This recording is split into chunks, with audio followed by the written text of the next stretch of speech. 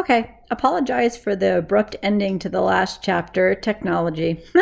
But we're just barely into chapter 8 called The Cottage. And Alex has run away from her house on her bicycle to try and get to Grandma's cottage, where she thinks she might be able to find some sort of a portal back to the fairy tale world. So she stopped at a gas station to take a teeny little nap, and apparently she fell asleep a little bit longer than she anticipated. So here we go again.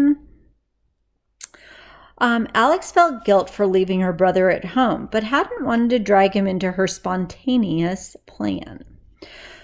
Although when night fell and Alex was forced to set up a small camp off the road by herself, she really wished that her brother were there keeping her company. She couldn't make up her mind if it was more dangerous to be traveling in the woods of the fairy tale world or her world. Even though there were no big bad wolves to be worried about, she was sure there were still regular wolves around.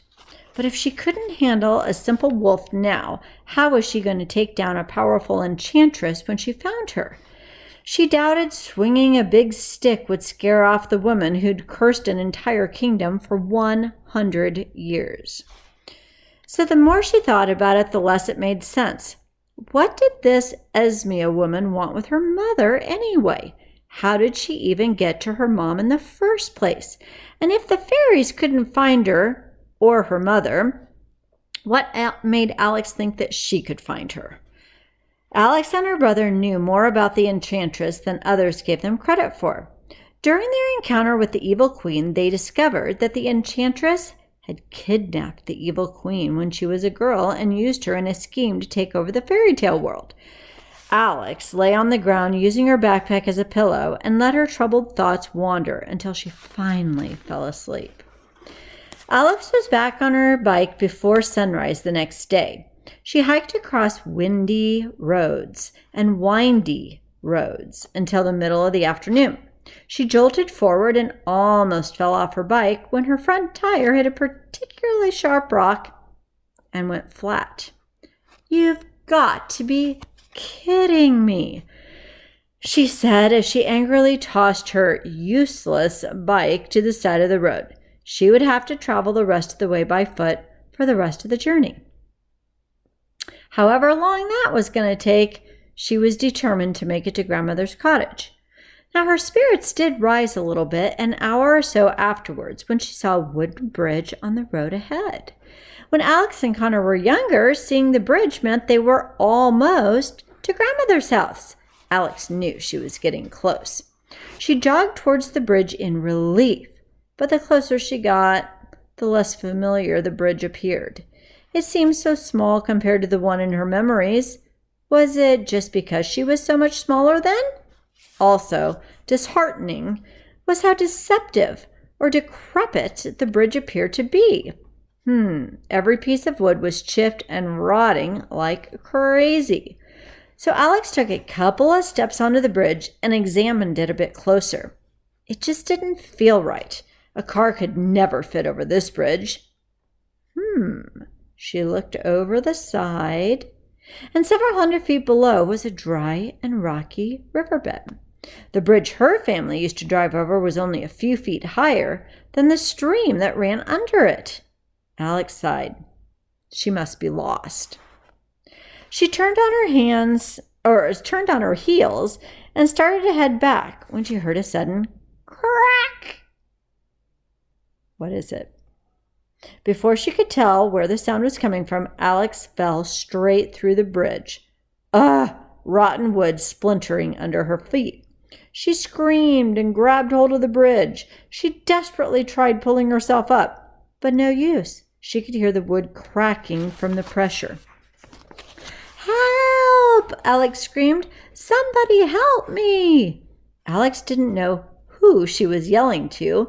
As far as she knew, she was the only person on the mountain, and she was about to fall to her death. No, Alex said to herself. It can't end like this. It just can't. She struggled to pull herself up again. Yet another loud crack sounded, and she slipped further through the bridge and towards the rocky ground below. How many of you are thinking there's no way this is how it's going to end? Could this be the portal? Could Grandma maybe hear her crying? Or is Alex or Connor close behind? These are all the questions I'm thinking, but let's see what happens. All right. So Alex felt all of a sudden 2 hands grab hers just in the nick of time. She looked up and saw a very familiar face. Who is it? Looking down at her. At first, she thought it was her dad, but it was Connor.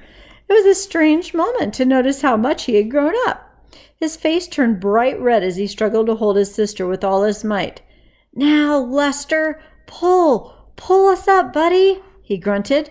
Connor and Alex were slowly dragged upward. Once Alex was above the bridge again, she could see Lester's bill tightly clutching Connor's pants, dragging him up while he dragged her. The giant goose pulled them across the bridge until they were safely on solid ground again. The twins and Lester stayed on the ground until they all caught their breath. "I hate you so much right now," Connor said between heavy pants. "That's funny, because I've never loved you more," Alex said with a great big smile and rolled over to give her brother a big hug. "Thank you. I owe you one." "Luckily, with the amount of trouble we got ourselves into, I know you're going to have a chance to make it up to me," he said. Lester squawked at them, as if to say, "Don't worry at me. I'm fine." "She owes you one too, Lester. Don't worry," Connor said. So the twins stood up and brushed themselves off. They were covered in splinters and chips of rotting wood. Lester got to his feet as well and stretched on his neck and bill. Lucky goose," Connor said. "You can't even run away like a normal teenager." "You're supposed to leave a note." Wonder why he called her a lucky goose. Kind of weird. Oh well. There was only one place I figured you were going. Lester and I had been flying around looking for you all day when we finally spotted your bike down the road. "Does Mother Goose know where I am?" Alex asked. "I've been covering for you since I realized you were gone. I told Mother Goose you were sick and vomiting all over the room. Then, when she wasn't looking, I hijacked her goose and came looking for you." "How'd you manage that one?" Alex said. "Well, apparently he feels taken for granted and thought by helping me it would teach Mother Goose a lesson," Connor said. "I don't speak goose or anything, but I'm guessing that's the gist of it. Right, boy?" Okay, Connor turned to Lester and the giant goose nodded. "Why didn't you take me with you?" he asked angrily. "How could you leave me locked up at home? What, are you trying to do things solo now or something?" So not cool, Alex. Alex lowered her head shamefully. "Because Grandma's going to be mad enough at me when she finds out I took off. I didn't want to drag you into it," she said. "And I found out who has Mom." I pried it out of Mother Goose. "So that's why you took off so abruptly," Connor said. "Well, spill it. Who has Mom? And what did you learn?" Alex now understood why her grandmother had kept information from them. She felt horrible knowing she was about to make her brother as stressed as she was. But apparently the Enchantress is back, Alex told him. The Enchantress, the one who cursed Sleeping Beauty, is terrorizing the fairy tale world again. And she's taken Mom. "What?" he said in disbelief. "What in the world does the Enchantress want with our mother?" "I don't know," Alex said. "I've been trying to figure this out, and I just can't think of anything." "Wait, I thought the Enchantress was dead," Connor said. "The evil queen told us that she poisoned her and ran off and died. Remember?" "Well, I guess she was wrong," Alex said. "Esmea is her name, and she's very much alive." "And that's why we haven't seen Grandma in so long?" Connor said. "I suppose," Alex said. Connor paced around the mountain road thinking, we've got to get into that fairy tale world, Connor said. We've got to save our mother. Yes, I agree. But what are we going to do when we get there? What can we do to save her that the fairies haven't already tried? Well, we may not be able to do anything, Connor said, but 2 more people trying really couldn't hurt. Besides, it sure beats sitting around and waiting for bad news. A small smile appeared on Alex's face. She couldn't have agreed more. Well, let's try to get to Grandma's cottage before sundown, Alex said. Do you know where we are, or are we even close? Well, Connor looked around at the mountains surrounding them. Yeah, I think we're close, he said, and then he pointed to a flat mountain peak in the distance. Grandma's cottage is just on the other side of the mountain peak. I remember seeing it when we were little and hoping it was a volcano. Are you sure? Alex asked. Positive, Connor said. Come on, let's go. Lester, can you take us in the direction of the mountain peak? Lester cocked his head in the direction Connor pointed, let out an exaggerated sigh, and nodded. Connor climbed onto Lester's back and then offered his hand to Alex. Climb aboard. Is this better than a bike? Alex hesitated. Are you sure this is safe? She asked, and then Lester squawked, rather insulted. You've got to try this, Alex, Connor said enthusiastically. I now understand why OMG travels this way. OMG? Alex asked. Old Mother Goose. It's my new nickname for her. She calls me Sea Dog. Alex just shrugged and took his hand. She swung a leg over the large goose and held tightly to her brother's waist. Connor gripped the reins. Ready for liftoff. Let's fly, Lester, he said. So Lester spread his wings. His wingspan was much more impressive in the daylight. He took a few steps back and then bolted into a fast waddle forward, flapping his wings as he went, and they rose higher and higher into the air. Ooh, Connor was right. It was an incredible experience. The mountains seemed much more majestic from a bird's perspective. The twins had never felt so free in their lives. Remember when I asked you to pick a character that you want to be? Right now I'm thinking I want to be any character that gets to ride on Lester. I hope nobody sees us, Alex said, fearfully looking down at all the roads and the tiny towns underneath them. Yeah, I just hope it isn't goose hunting season, Connor said. Lester squawked and looked back at him, now terrified. I'm just kidding, Lester, Connor said. Relax before you lay an egg. Lester headed in the direction of the peak. A few moments later, they were flying over it. Connor was a little disappointed to see it was in fact a flat mountaintop. No sign of molten lava inside of this mountain peak. Come on, keep an eye out for the cottage, he told his sister. It should be coming up any moment now. Alex scanned the ground below. It was really hard to see anything but the treetops and the occasional chimney. But she did see a familiar bridge, and her eyes followed the winding road that crossed over it and through the woods ahead. At the very end of the road, she could make out the roof of a storybook cottage. I see it! I see it! Alex said and pointed to it. It's Grandma's cottage. Lester landed in front of the cottage just as the sun began setting. Alex and Connor climbed off the goose and observed their grandmother's old home. Whoa, Connor said. It's definitely not in the same condition we left it in, Alex said. It was very obvious that no one had lived in the cottage for a very long time. The front lawn was partially dead and overgrown in some places. The flower beds were full of weeds, and blades of grass were almost as tall as the twins.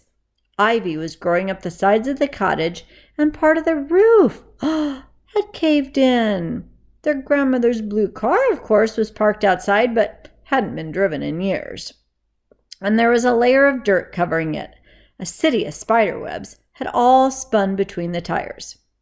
Now, although the cottage was used mostly as a prop, since their grandmother only lived Here, when the twins visited, it still was the location of the twins' happiest childhood memories, and they were so sad to see how abandoned it was.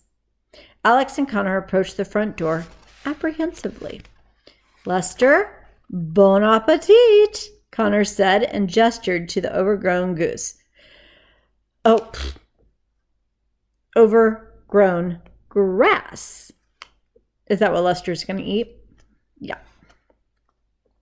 "Do you think the door is locked?" Alex asked. Connor twisted the handle and the door creaked open. "Does that answer your question?" The twins stepped inside and surveyed the interior. It was exactly how they remembered it, except very dusty and covered in cobwebs. Grandma's rocking chair, still by the fireplace, and faced a large rug the twins used to lie on when she read to them. "It's so strange to see everything again," Alex said. "Grandma's chair, the fireplace, the kitchen table. I just almost can't believe it's been here this whole time." "Do you remember the forts we used to build with Dad under that thing?" Connor asked, pointing to the table. "How could I forget?" Alex asked. "You always tried keeping me out, but Dad never let you." "You know what's funny?" Connor said as he walked around. "Even though we know now that Grandma never actually lived here, whenever I picture Grandma, I still imagine her in this place. You know, baking cookies, reading by the fireplace." "Yeah, me too," Alex said. "Most of our childhood was a front, but it was a happy front." "You think we'll find something that can take us to the fairy tale world in here?" "Well, we have to," Alex said simply. But she had her doubts. She wasn't sure what she was searching for, but knew she'd know it as soon as she saw it. Connor looked at all the dusty frames on top of the fireplace mantel. They were mostly pictures of him, his sister, birthday parties, holidays. In one picture, the twins were 3 years old and sitting on Santa's lap. Connor was very chubby and had a great big grin on his face. Alex was crying hysterically. "Hey, check out this picture with Santa," Connor laughed. "You look like he's about to eat you." I was preparing myself for the other fictional characters that did try to eat us," Alex said. Connor snickered and picked up another photo. "No way! Look how young Mom and Dad look in this picture. I don't think we were even born yet." Alex walked over and looked at it for herself. "Connor, we look just like them. There is no denying that they're our parents." "Oh, you're right," Connor said. "I came up with a whole adoption theory when I found out we were part fairy, but looking at this picture, definitely kind of tosses that out the window." Alex went back to searching, confident surely something was going to pop up at any moment.